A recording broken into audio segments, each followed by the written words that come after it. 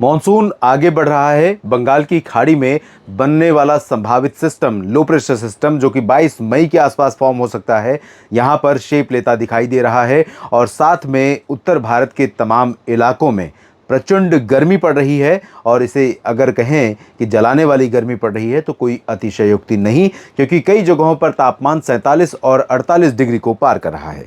सबसे पहले मानसून की प्रोग्रेस देख लेते हैं। मानसून की प्रोग्रेस लाइन तो वहीं पर है, लेकिन कहीं ना कहीं जो मानसूनी हवाएं हैं वो आगे बढ़ रही हैं। पिछले 24 घंटों में ही यहाँ पर मानसून पहुंचा है और अनुमान यह है कि सामान्य रफ्तार से आगे बढ़ेगा और केरल में 1 जून से पहले मानसून का अराइवल हो जाएगा। तो भारत के बाकी हिस्सों पर भी उम्मीद की जा सकती है कि जिस समय जब जहां पहुंचता है मानसून, उस जगह पर सामान्य समय पर ही मानसून का अराइवल हो सकता है। यानी अगर दिल्ली की बात करें, अक्सर दिल्ली को लेकर लोग सवाल पूछ रहे हैं दिल्ली में कब पहुंचता है, तो दिल्ली में आप देखें 25 से 30 जून के बीच वाली जो लाइन है, ये वाली, इस लाइन में दिल्ली है। तो ये 25 से 30 जून के बीच में, और स्पेसिफिकली अगर देखें तो दिल्ली में नॉर्मल अराइवल डेट जो है वो 28 जून है। तो उम्मीद कर सकते हैं यहाँ पर 28 जून से पहले पहुँच जाएगा। और जो उत्तर पश्चिम का क्षेत्र है, यहाँ पर समय से ही मॉनसून दस्तक दे देगा। बाकी जगहों पर, चाहे राजस्थान हो या गुजरात और पंजाब। इसके बाद हम बात करते हैं टेम्परेचर की क्या स्थिति है। पिछले 24 घंटों में कहाँ पर सबसे ज़्यादा गर्मी रही, तो मेट डिपार्टमेंट के पास कुछ, जैसा कि मैंने तापमान के आंकड़े दिए थे सुबह के वेदर बुलेटिन में, जिसमें 3 दिनों के मौसम की बात करता हूँ मौसम तक चैनल पर, उसमें आपने देखा कि कुछ दिल्ली के नजफगढ़ की बात थी, कुछ और लोकेशंस थी जहां जिनका डेटा ओजीआई मेट पर नहीं आता है। लेकिन ओजीआई मेट के अनुसार देश के 2 जगहों पर 47 डिग्री से ऊपर तापमान रहा, झांसी और दतिया। ये बुंदेलखंड रीजन है, यहाँ पर भीषण गर्मी पड़ रही है। और आसपास के हिस्सों में भी प्रचंड गर्मी का प्रकोप लगातार जारी है। गंगानगर में 46.7 और कोटा में 46.2, 46.1, पिलानी में, नारनौल में 46 डिग्री तापमान रिकॉर्ड किया गया है। जयपुर के सांगानेर में 45.9 और 45.8 डिग्री पारा बाड़मेर फलौदी में रहा, जबकि 45.6 डिग्री सेल्सियस तापमान कई जगहों पर रिकॉर्ड किया गया है। और ये जगहें हैं अलवर, चूरू, हमीरपुर, हिसार और जोधपुर तक ये स्थिति रही है। और 45.5 डिग्री तापमान 3 जगहों पर रहा है, गुना, ग्वालियर, जैसलमेर में। गुना, ग्वालियर मध्य प्रदेश, जैसलमेर पश्चिमी राजस्थान। प्रयागराज में 45.4 और 45.3 डिग्री पारा भीलवाड़ा, नौगांव, सुरेंद्रनगर में रहा है। रोहतक हरियाणा में 45.2, 45.1 दीसा और दिल्ली के पालम में रिकॉर्ड किया गया। 45 पटियाला में रहा। 44.9 डिग्री पारा रहा अहमदाबाद में। फुर्सतगंज में 44.8 और 44.8 तापमान रहा कानपुर के चाकेरी और खजुराहो में भी। तो खजुराहो, कानपुर और दतिया, झांसी, ये सब बुंदेलखंड रीजन है, लेकिन झांसी और दतिया की तुलना में कानपुर और खजुराहो में तापमान थोड़ा सा कम रहा है। अमरेली में 44.6 और इतना ही तापमान भावनगर, बीकानेर में भी रहा। चित्तौड़गढ़ में तापमान 44.4 रहा। और यही टेम्परेचर धार, नई दिल्ली के सफदरजंग केंद्र पर, वाराणसी के बाबतपुर में भी रिकॉर्ड किया गया।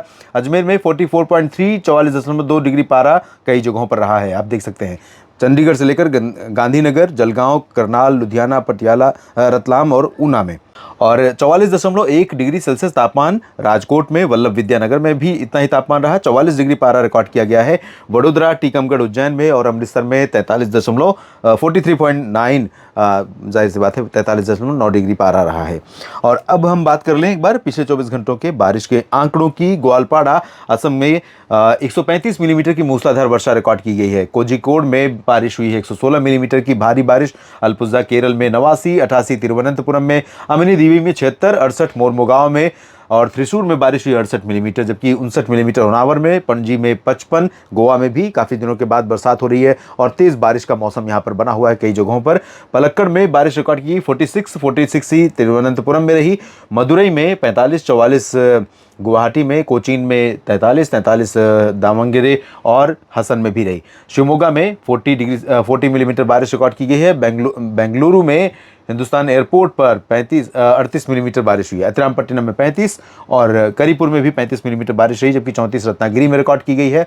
साउथ कोंकण गोवा, कोडईकनाल में 29 और यरकाड में भी 29 मिलीमीटर बारिश हुई। 26 मिलीमीटर वर्षा रिकॉर्ड की गई है रांची और सिलीगुड़ी में। रांची झारखंड, सिलीगुड़ी उप हिमालय पश्चिम बंगाल का रीजन। मिनिकॉय में 24-23 मिलीमीटर, मदुरई में, नागपट्टिनम में 23 मिलीमीटर और सिमिलर बारिश का आंकड़ा रहा है। विजयवाड़ा में पुदुचेरी में बारिश हुई है 20 मिलीमीटर, कन्नूर में 19 और धुबरी तथा गुलमर्ग में भी 19 मिलीमीटर वर्षा रिकॉर्ड की गई। बेंगलुरु के सिटी लोकेशन पर 17 मिलीमीटर हुई है। अनंतपुर और तिरुतनी में, हावेरी में 15 और के परमथी में भी 15 मिलीमीटर बारिश रिकॉर्ड की गई है। बेलूर घाट में 14 और पंबन में भी 14 मिलीमीटर बारिश दर्ज की गई है। तो बारिश देश के कई हिस्सों में हो रही है।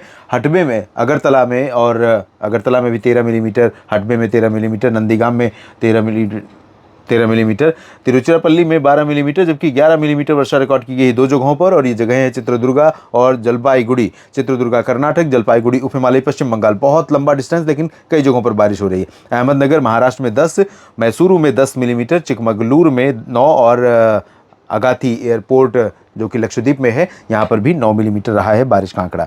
और दोस्तों, अब परिस्थितियाँ जो दिख रही हैं यहाँ पर सिस्टम बनने की 22 मई को आप देख सकते हैं। 22 मई का प्रोजेक्शन, 22 मई के शाम तक यहाँ पर बंगाल की खाड़ी में सर्कुलेशन का बनने का, सर्कुलेशन नहीं, लो प्रेशर बनने का जो अनुमान है वो काफ़ी प्रबल होता दिखाई दे रहा है। ECMWF के मुताबिक GFS थोड़ा सा अभी इसको बहुत प्रोमिनेंटली नहीं शो कर रहा है, लेकिन इसके अनुसार ये सिस्टम जब बनेगा तो उत्तर पूर्वी दिशा में आगे बढ़ेगा और उसके बाद ये रास्ता बदलेगा, तो भारत के कई हिस्सों पर इसका असर हमें दिखाई पड़ेगा। यहाँ पर बारिश बढ़ने के रूप में आप देखें, जैसे ही ये सिस्टम फॉर्म हो जाएगा तो भारत का जो पूर्वी क्षेत्र है, साथ ही साथ उत्तर प्रदेश का और यहाँ तक कि दिल्ली तक का रीजन है, उत्तराखंड का हिस्सा है, इन सभी भागों में पूरब से जाने वाली हवाएं काफ़ी ज़्यादा बढ़ने लगेंगी। यहाँ ट्रफ बन जाएगी, ट्रफ के नीचे अरब सागर की हवा और ऊपर बंगाल की खाड़ी की हवा। तो भारत के कई हिस्से ऐसे होंगे जहाँ पर भीषण गर्मी तो जारी रहेगी, लेकिन बीच में उमस बढ़ने के कारण, नमी ऐड होने के कारण उमस थोड़ा बढ़ेगी, तो डिस्कम्फर्ट और बढ़ जाएगा, लेकिन टेम्परेचर थोड़ा सा घट जाएगा।